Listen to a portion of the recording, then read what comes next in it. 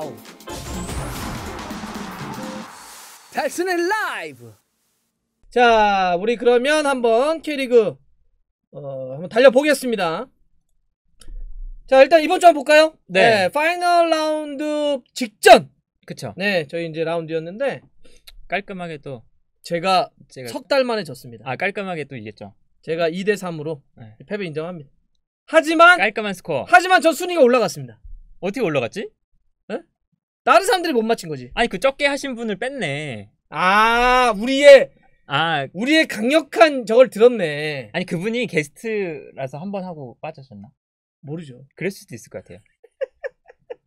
또 근데 그래. 뭐 새로운 분 막 맨 밑에 또 있고. 아, 그러네. 저 4개 경기 하신 분 저기 홍인택님은 저기 좀 참.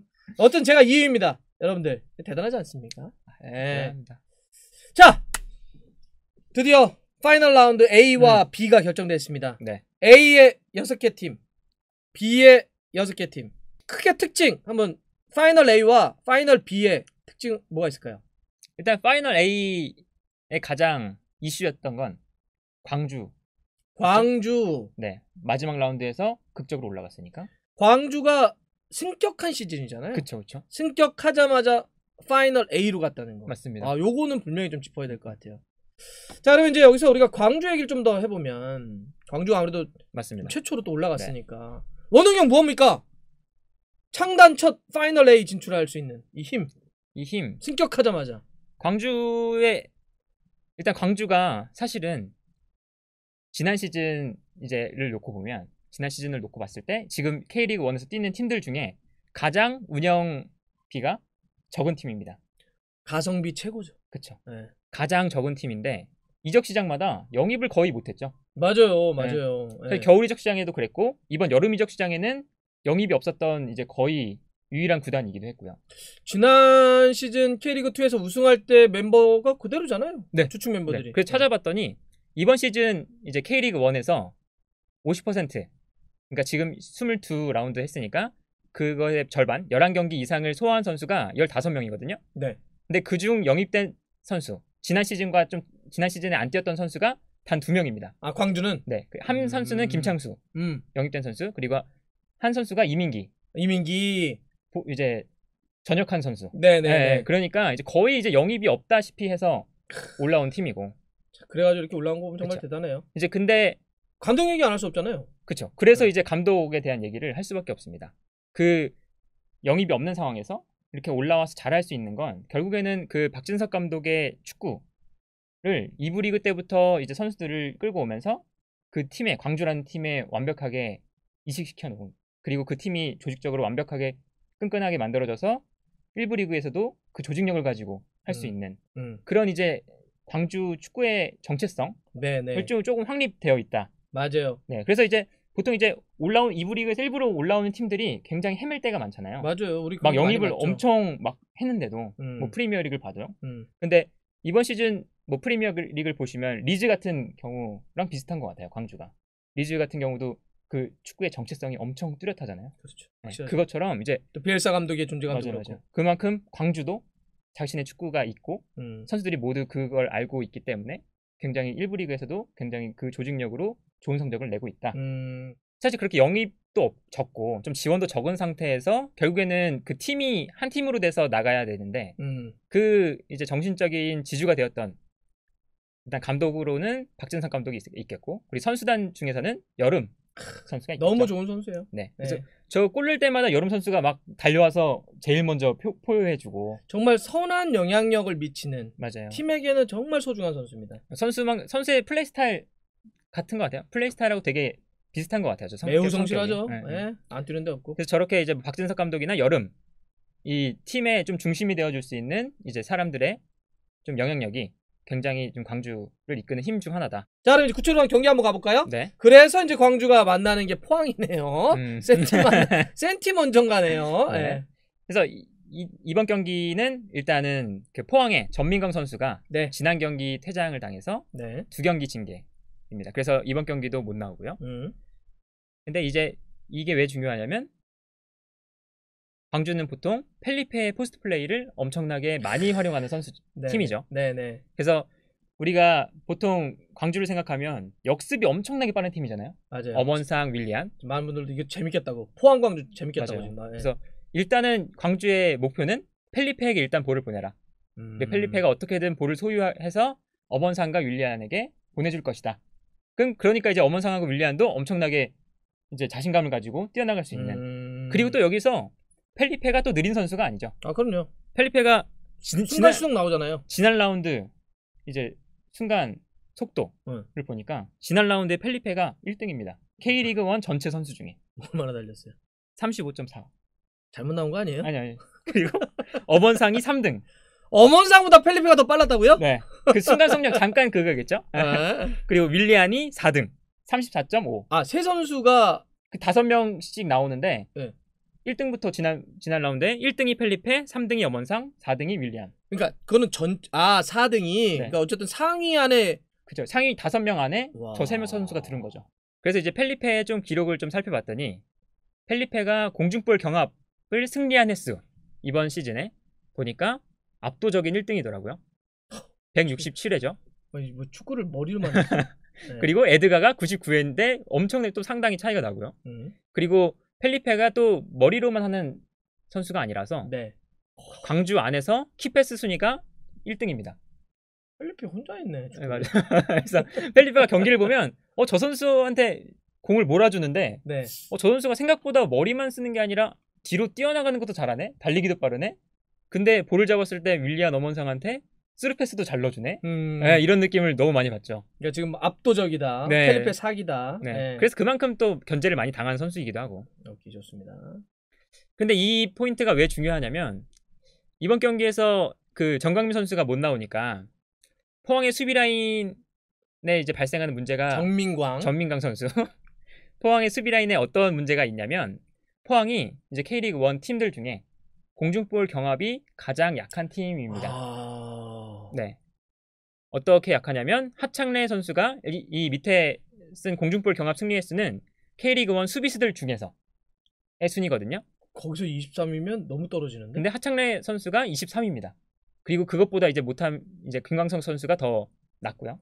야, 요거 포인트 재밌네 그러면. 네, 광주의 펠리페의 높이와 포항의 약간 공중볼 경험에서 어려움. 네. 그래서 최근에 이제 포항이 저 김광석 선수 대신에 전민강 선수를 기용했던 이유가 네. 공중볼 싸움에서 너무 안 되니까 좀 기용을 하고 있었거든요. 최근에. 네. 그런데 이제 이번 경기에서 못 나오게 되니까 저 펠리페를 조금 견제를 해줄 수 있을 것이냐.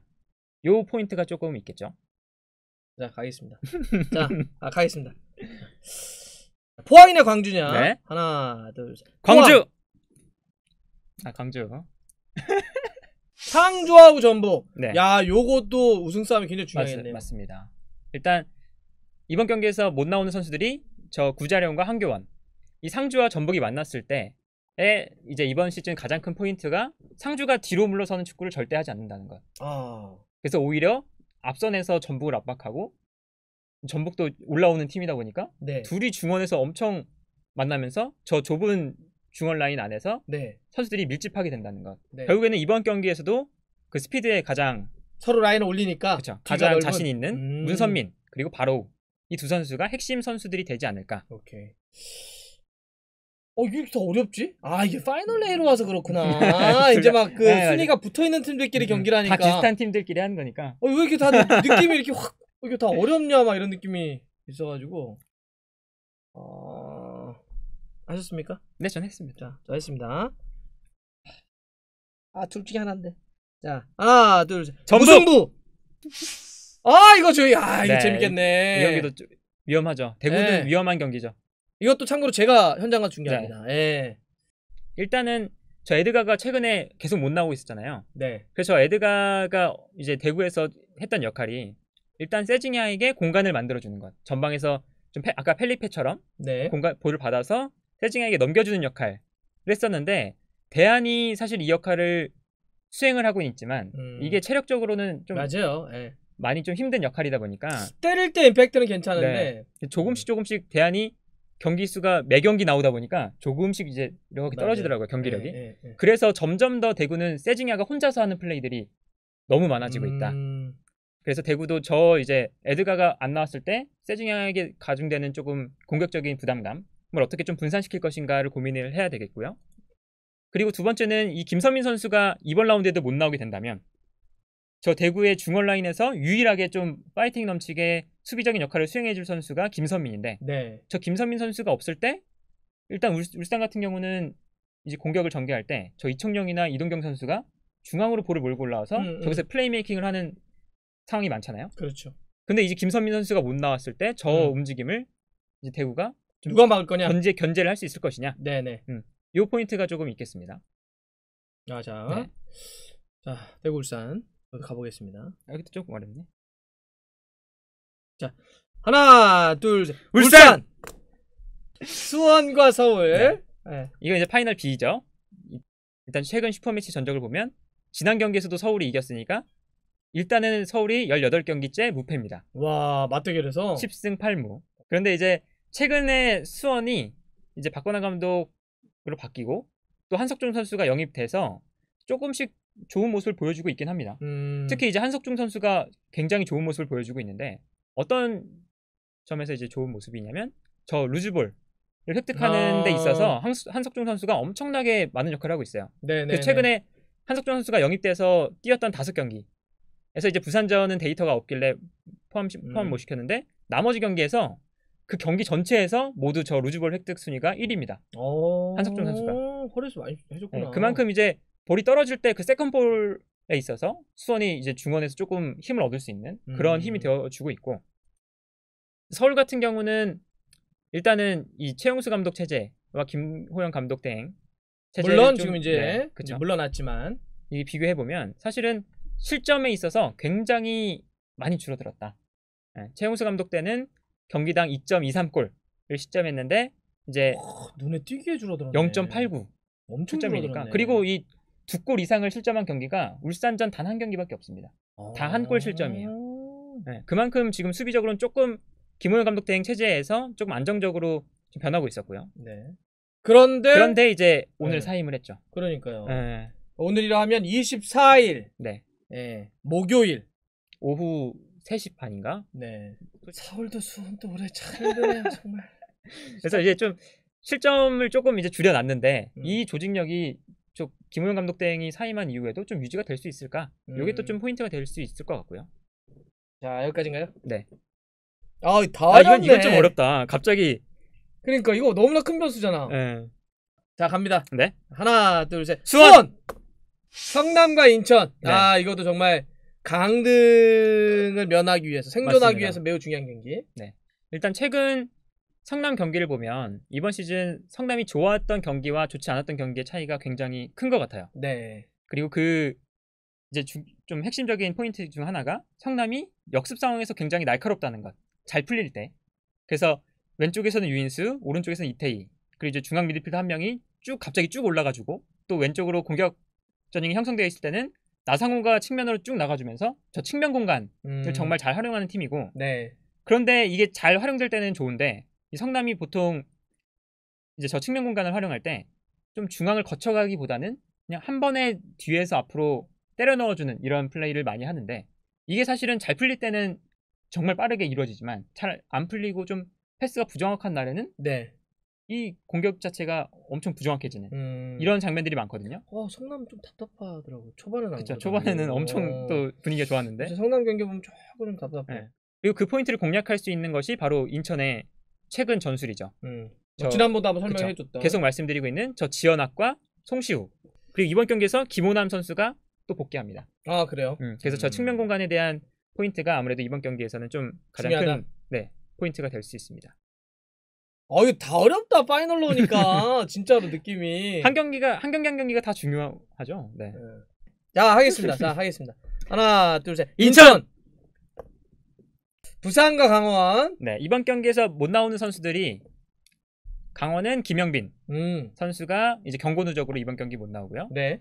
그리고 부산 같은 경우는 이제 이정엽 선수 그리고 김현 선수가 지난 라운드에서 좀 부상이 있어서 이제 아예 시즌 아웃이시더라고요. 그래서 이정엽 선수도 좀 복귀가 좀 힘든 상황에서 김현까지 없고 그리고 김진규 선수도 좀 장기 부상에서 돌아올랑 말랑 하는데 언제 돌아올지도 모르는 상황. 이런 상황이고요. 그래서 최전방에서 볼을 소유 못하는 부상이라서군요. 네, 그래서 저 이정엽 선수가 없다는 게 사실은 부산의 공격에 굉장히 좀 악영향인데 다음 장면 보시면 이정엽 선수가 플레이할 때 보통 볼을 받아서 호물로한테 주거나 또 이동준 선수한테 주는데 좀 이정엽 선수가 볼을 받아서 호물로한테 주고 이때 호물로가 올라와 주면서 네. 저 이동준 선수가 달려나가는 타이밍에 맞춰서 빠른 스루 패스. 요게 이제 부산의 가장 큰 포인트였잖아요. 근데 이 장면이 이제 이정엽 선수가 없으니까 빈치싱코가 저 역할을 전혀 못 해주더라고요. 그리고 강원 같은 경우는 사실은 지난 라운드에 또 순위가 갑자기 바뀌었죠. A에서 B로. 그래서 좀 많은 내부적으로도 어려움이 있다고 하는데 일단은 가장 큰 문제는 뭐 늘상 말씀드리지만 K리그 1에서 강원이 패스 횟수가 압도적인 또 1위입니다. 한 700개 정도 많죠. 전북보다도. 그런데 실점은 2위입니다. 최다 실점 2위. 근데 이게 사실은 패스 횟수가 많다는 것, 점유율이 높다는 건 우리가 수비할 시간이 적다는 건데 거죠. 그 적은 시간에 볼을 소유함으로써 수비하는 방식이니까. 그쵸? 그 적은 시간에 저렇게 많이 실점을 허용했다는 건 사실 강원의 수비가 전술적으로 좋지 않다는 것을 좀 방증하는 상대에게 데이터일 수밖에 없고요. 읽혔다 이렇게 볼 그쵸? 수도 있죠. 그리고 최근에 사실은 조금 전술을 변화시켜서 조재환하고 김경중을 오히려 좀 수비를 강화시키는 것이 아니라 조재환, 김경중을 활용해서 공격적으로 더 하는 저 선수들을 윙백처럼 활용하는 전술을 사용하고 있는데 저게 사실 지금 아직 잘 안 먹히고 있다. 자 그러면 요거 근데 진짜 이 파이널 라운드는 하지 말까요? 예측 너무 어려운데. 너무 어렵죠. 머리 아픈데 막 들으면서. 또 제가 그래서 올라갈 지금 타이밍으로 잡고 있습니다. 맞추기 승률 올라갈 타이밍. 한 번 이겼어요. 그래요. 자 갑니다 그러면. 네. 부산 강원. 하나 둘 셋. 무승부. 와 이번 라운드 진짜 많이 갈렸다. 그쵸.